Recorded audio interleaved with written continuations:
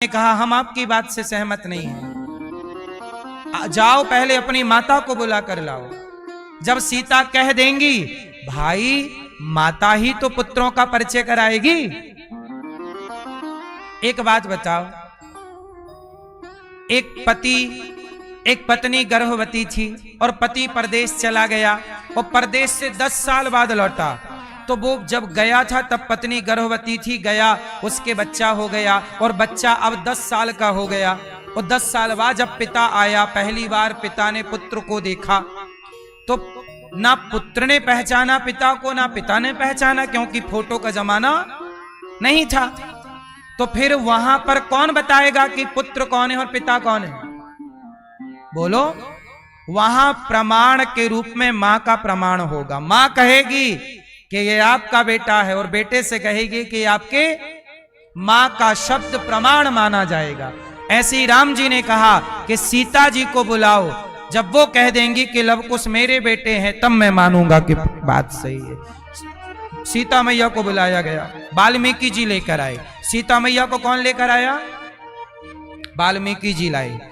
और वाल्मीकि जी ने कहा राम, ये सीता के 2 पुत्र हैं लवकुश, इनको पढ़ा लिखा कर मैंने योग्य बनाया है।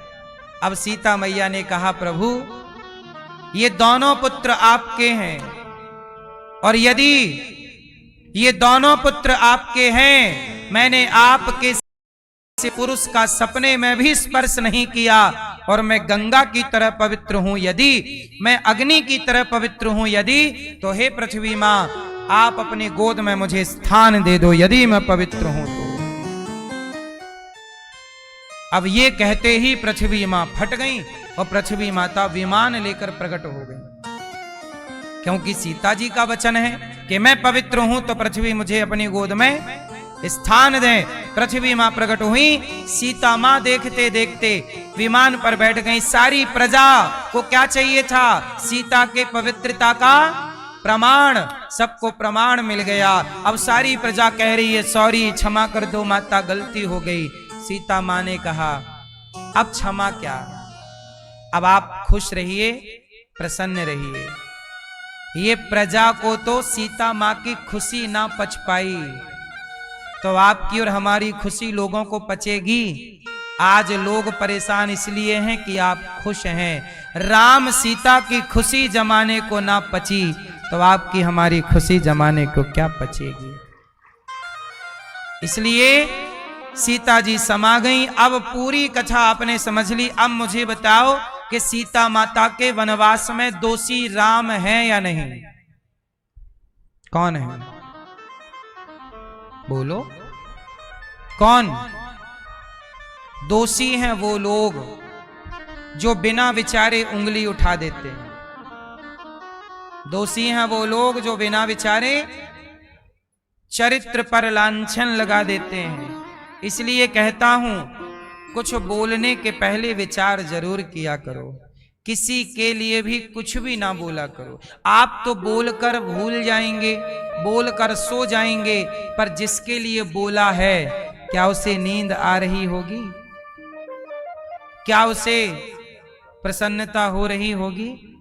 बेवजह अपनी वाणी से किसी का दिल क्यों दुखाते हो? समाज के बोलने के कारण सीता जी राम से अलग हो गई, पति पत्नी को अलग कर दिया लोगों ने। और दोष किस पर आता है? आज इस घटना को घटे लाखों साल हो गए। राम के सीता जी के साथ ये घटना घटी लाखों साल हो गए, त्रेता की घटना है।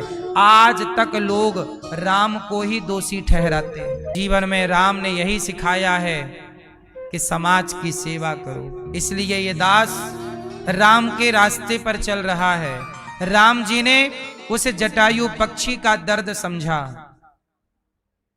आप लोग पक्षियों को मार के खा जाते हैं। आप लोग मतलब जो लोग खाते हैं, लोग पक्षी मार के खा जाते हैं। राम जी ने उस पक्षी जटायु का भी सम्मान किया, अंतिम संस्कार किया। राम ने तो पक्षियों का भी सम्मान करना सिखाया है। राम जी ने तो शबरी माता, आज की भाषा में दलित की बेटी शबरी माता, जिन दलितों को आज समाज में कुछ लोग सम्मान नहीं देते, छुआछूत की दीवार खड़ी करते हैं। राम जी ने त्रेता में ही छुआछूत की दीवार गिराकर शबरी को गले लगाकर मैसेज दिया कि सबको गले लगाओ, यही आपका बड़प्पन है। किसी से नफरत ना करो, राह में आए जो दीन दुखी सबको गले से लगाते चलो। जब हमारे भगवान जातवाद का भेदभाव नहीं करते तो मैं कौन होता हूं जातवाद का भेदभाव करने वाले। जातियां सनातन में मुख्य कितनी जातियां हैं बोलो? सनातन में मुख्य 4 जातियां हैं। अच्छा, मुसलमानों में जातियां होती हैं कि नहीं? जोर से जोर से जोर से। हाँ, मुसलमानों में भी जाति होती है। एक पठान जाति है, एक खान जाति है ना? ऐसी तमाम जातियां हैं। मुसलमानों में भी बहुत जातियां हैं। वहां भी पठान मुसलमान अपनी बेटी का ब्याह सबके साथ नहीं करता। खान मुसलमान भी अपनी बेटी का ब्याह सबके साथ नहीं करता। वहां भी जातियां हैं। पर सनातन को बदनाम करने के लिए यहां की जातियों को ज्यादा हाईलाइट किया जाता है। आज मैं आपको एक छोटी सी बात और समझा दूं। हमारे सनातन में कितनी जातियां हैं? जोर से मैया सुन रही हो ना? सनातन की कितनी जातियां हैं? मुख्य 4। एक जाति है ब्राह्मण, एक जाति है क्षत्रिय, एक वैश्य और एक शूद्र। और ये जाति क्या? ये व्यवस्था है। ब्राह्मण कोई जाति नहीं है, ब्राह्मण एक व्यवस्था है, क्षत्रिय एक व्यवस्था है, वैश्य एक व्यवस्था है और शूद्र एक क्या है? समाज की व्यवस्था तो बनानी पड़ेगी। तो हमारे एक पिता के विपुल कुमारा, एक पिता के 4 बेटे हुए। उन 4 में एक बेटे का नाम ब्राह्मण रखा गया, एक का नाम क्षत्रिय रखा गया, एक का नाम वैश्य रखा गया, एक का नाम शूद्र। तो ब्राह्मण के जो संतान होती गई उसे ब्राह्मण कह दिया, वैश्य को वैश्य कह दिया, शूद्र की संतान को शूद्र और क्षत्रिय की संतान को संतान। ये व्यवस्था चली। तो ये व्यवस्था है। ब्राह्मण का काम क्या है? पढ़ना पढ़ाना, यज्ञ करना यज्ञ कराना, दान लेना दान देना। 6 काम ब्राह्मण के हैं। क्षत्रिय का काम क्या है? प्रजा की रक्षा करना।